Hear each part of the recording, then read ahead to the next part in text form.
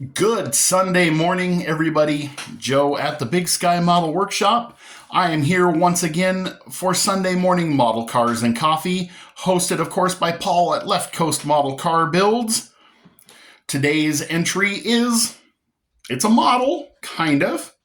It's not plastic, hardly at all, but it's cool. I'm proud of it, and I wanted you guys to see it. So what this is a 1961 Structo Cement truck. So before I got back into model cars, the hobby that I was into was restoring pressed steel trucks, namely Tonka trucks. But I would buy collections of old trucks, garage sales, people in town, occasionally if there was a super cheap deal on eBay, because these are not cheap to ship because they're metal. If there was a truck that I needed parts for because it was a Tonka and they threw in whatever, I'd grab it. And then I would restore these trucks and give them to my kids for Christmas. One like a special extra gift. So there will be a picture. I think the thumbnail for the video will be the before on this. And this thing was rough. And so I'm really proud of how it came back together. So being metal, I would take these and sandblast them down. I had a Harbor Freight sandblast cabinet that I modified, and I would take them down to bare metal. I would powder coat them. I used just a little Eastwood powder coat system, and I would bake them in an electric smoker. Don't cook food in those after that. Seriously. So this is powder coated, which is one of the reasons why the paint has held up so well. This build is about 4 years old now. It was for my middle son, who is now 9. Held up pretty well. Very unique. Structo was kind of late to the party in a way when it came to these trucks. Like everybody knows Tonka, and to an extent you probably know Nylint, especially if you're in the Midwest. Structo had some oddball stuff. Now they did a beautiful rendition of a Ford cab over, and they did a Corvair pickup, which is kind of cool. I have one. It is a rust bucket, but I put it together for my son for something to bash around with, but it is definitely not worth sharing. It's not pretty.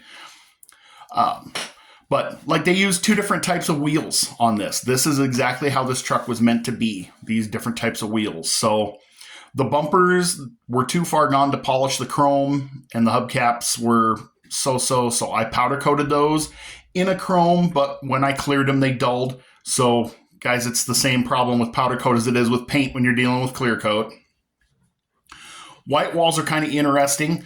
Those were very, very yellowed. And if you're ever trying to get yellowed plastic back to life, throw it in a Ziploc bag with some hydrogen peroxide, or even better, head to the beauty supply store and grab some cream developer, number 40. And basically what it is hydrogen peroxide in a cream form, and it sticks to the parts better. Throw it in a Ziploc bag and throw it outside on a sunny day or two, or under a UV light, and it will bring that white plastic right back to life. It's pretty amazing how that works. Excuse me. So trucks otherwise held together with rivets. Had to use pop rivets in some places. I use the clinch type rivets in others, just kind of where they'd fit. Not a lot of plastic on this. That gear is like a fiber material. All the gears on this. I actually, first time I was trying to take this apart, I broke that one, and I had to scour eBay just to get another gear and a drum. So kind of cool how it all comes together. It's, it's got its dents and dings, and it's kind of scratched up, and somebody got to it with a marker, and Structo wasn't thinking the most clearly. They were doing these weird Art Deco, but these trucks would come with windshield wipers and a horn and mirrors that were made out of plastic, which naturally broke right away. In fact, I spent the money on the aftermarket reproductions, and that's the first parts that broke off the truck too, because, hey, it's a working truck. But super cool, I thought.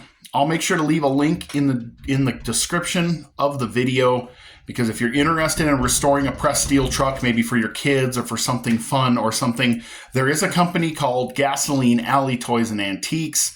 They do reproduction decals and plastic parts and tires for a lot of the popular old pressed steel trucks. Every now and then, these are kind of fun. If you guys want to do something a little different, these are kind of a fun thing to do. You get to do a little bit of modeling, you get to do a little bit of body work and paint. They'll kind of take you out of your comfort zone in that way, but you pick up a couple new skills. It's a nice change of pace. They have hardly any parts to them, so I mean, gosh, I think if I took this thing back apart, there's about 25 parts. I mean, there's not much to them, but they come out pretty cool. So that's what I had for you this week. I unfortunately couldn't get anything done down here. It is still about 65% humidity in the basement, and so it's kind of hard to get any paint to lay down in those kind of conditions. So I've mostly just been cleaning up and tinkering. I hope to have an actual model to share with you. I won't be here next week. It'll be the final race of our racing season, and I will be teching cars first thing at 8 o'clock in the morning on Sunday morning. So I'm going to miss the next one. So I didn't want to leave you empty-handed this week. I hope you guys think this is cool. I'm sure proud of it, the way it came out. I will leave you with that. I'm going to go get cleaned up to go to church, and then I'm going to catch up on everybody else's Sunday morning model cars and coffee. You guys have an awesome day. I hope you get some bench time. I'll catch you on the next one.